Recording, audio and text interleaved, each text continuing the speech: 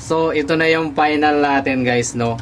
Kung masaya na kayo sa texture na gusto nyo, sa lambot ng mais na gusto nyo, and syempre yung lasa, pwede na natin ilagay yung mga dahon ni Lulang Doring. Ayan.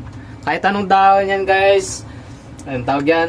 Dahon ng sili, dahon ng ampalaya, dahon ng kung ano-ano. Pwede dahon din ng ano dyan sa kapitbahay nyo, yung mga tinanim ng kapitbahay nyo. Pwede nyo ilagay.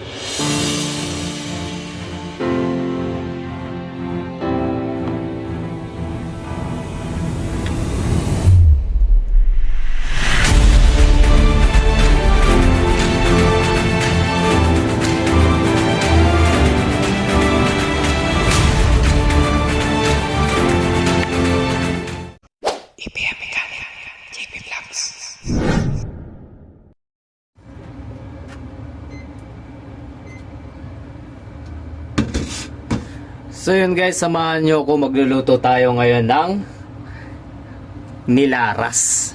Ayan. Kumuha na tayo, tinanggalan natin yan sa ano nya, no?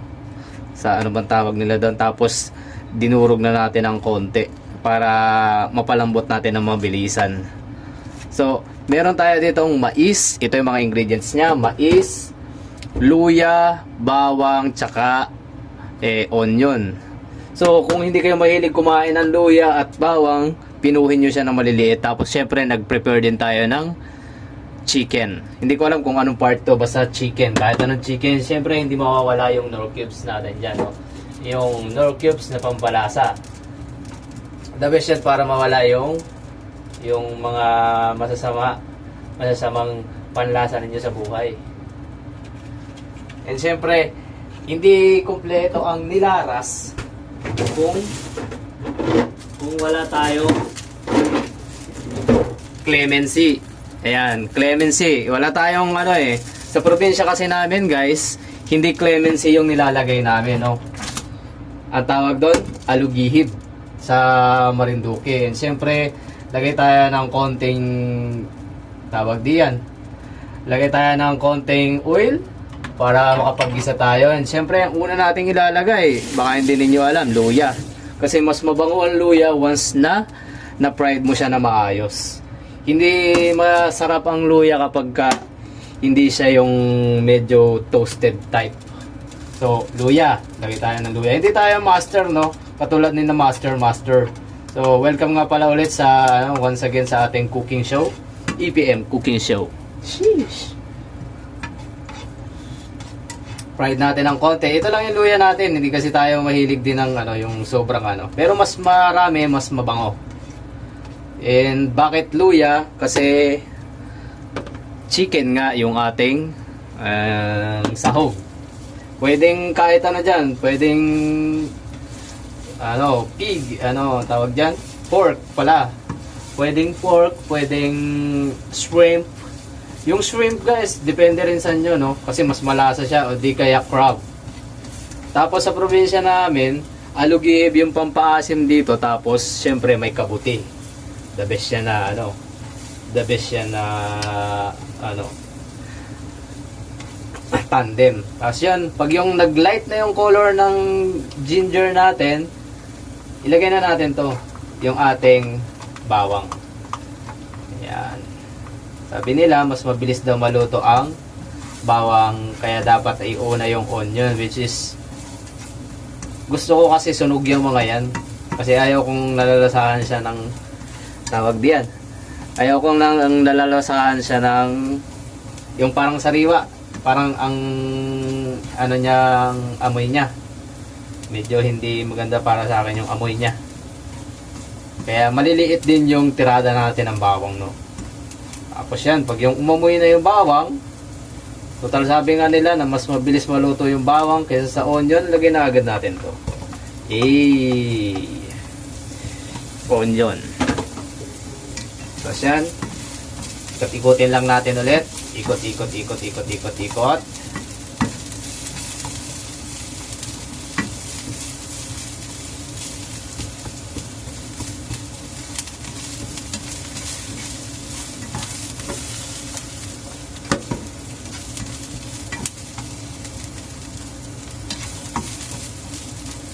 Siyempre, flex na rin pala natin yung bago nating lutuan, no? 900 lang yan sa second hand shop dito sa Japan. 900, 900, 900. Siyempre.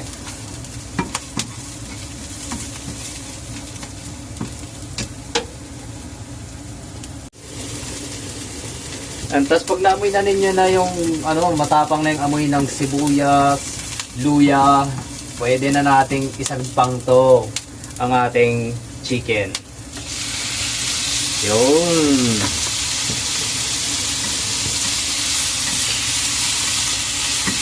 Tapos syempre, habang piniprito natin ng konti itong ano na to, maglalagay tayo syempre ng comments.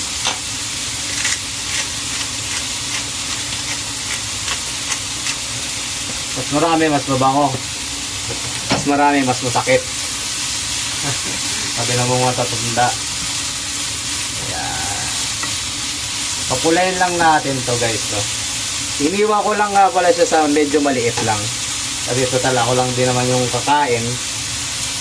Siyempre, iwain natin sa kung ano yung gusto nating size. Tapos siyempre, lagyan na natin yung Knorr cubes. Cube lang pala, Knorr cube. Tapos sinaan natin ng konti yung apoy. From 3, maglagay na tayo ng 2. Kasi siyempre, pangit din naman yung masyadong mabilis. Lahat nagiging mali pag yung mabilis. So, halo-haloin lang natin. Habang hindi kayo inaantok dyan, magsandok na rin ang kayo ng kanin kasi gutom na rin ako. Diba?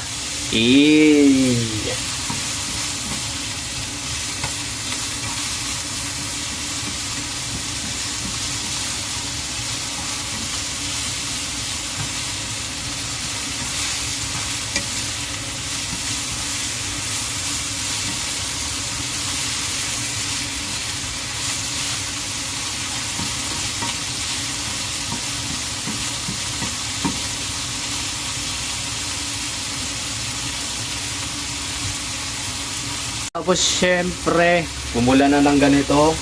Naabot na natin yung ganitong status ng ano, chicken. Pwede na nating lagyan to ng tubig.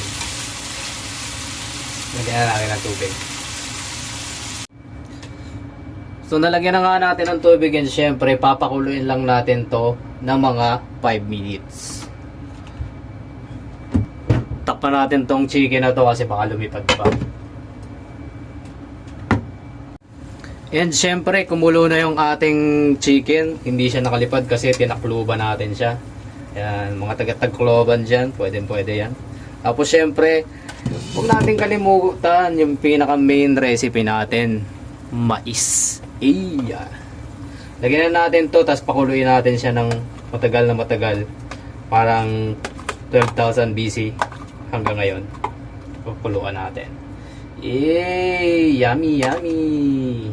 So, syempre, sabi ni Madam Maricar, kulang daw yung tubig. Dagdagan daw natin.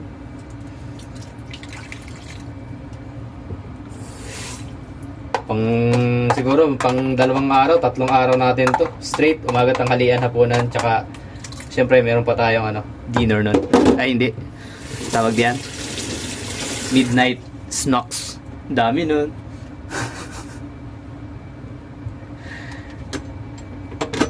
Halo-haloin natin.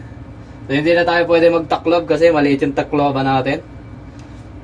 Halo-haloin lang natin. Tapos, antayin lang natin ulit siya. Pakuluin lang natin ulit siya. Within 10 minutes siguro. Hindi tayo magaling, kaya tansyahan na lang yung buhay natin. So, after 10 minutes ng pagpapakulo natin, guys, natikman natin na medyo kulang siya sa alat. So, maglalagay tayo ng konting imported salt. 2, 3. Okay na yan. Imported naman yan eh. Mamahalin yan. Binili natin yan sa Italy. Tapos syempre, lagay na natin yung special clemency. Para umaasim. At ma-secure na natin yung lasa niya habang nagpapakulo pa. Konti lang kasi alam mo naman yung kalamansi.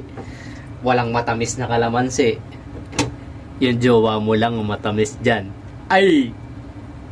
So, ito na yung final natin guys, no? Kung masaya na kayo sa texture na gusto nyo, sa lambot ng mais na gusto nyo, and syempre yung lasa, pwede na natin ilagay yung mga dahon ni Lulang Doring. Ayan. Kahit anong dahon yan guys. Anong tawag yan? Dahon ng sili, dahon ng ampalaya, dahon ng kung ano-ano. Pwede dahon din ng ano dyan sa kapitbahay nyo. Yung mga tinanim ng kapitbahay nyo. Pwede nyo ilagay. Tapos syempre, kapag ganyan, kumukulo ng ganyan, mainit siya. If dahon lang, patayin na natin. Kasi settle down na tayo eh. Tapos halu-haluin lang natin. Pag yung nalanta na siya, pwede na siyang sagpangin. Ayan, no?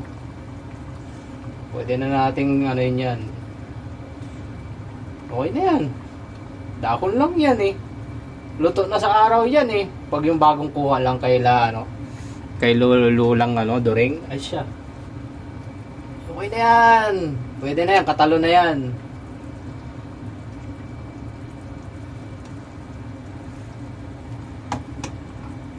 At syempre, sandukin na natin yan ng matikman na.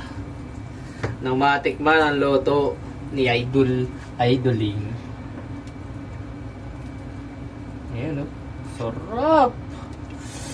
Yun o. Eh! Yung hiwa ng chicken, napaka, accurate. Sinukat ko yan eh. Malupit yan. O, di ba? Shush! Masarap din to, pampahulaw ng pambababa ng lasing ba. Ayan o. Yummy, yummy! Dalawang kainan lang pala rin. 2 pirasong mais nga pala to guys, no? Kulang nga yata yung karne ng isa. Oh. Okay.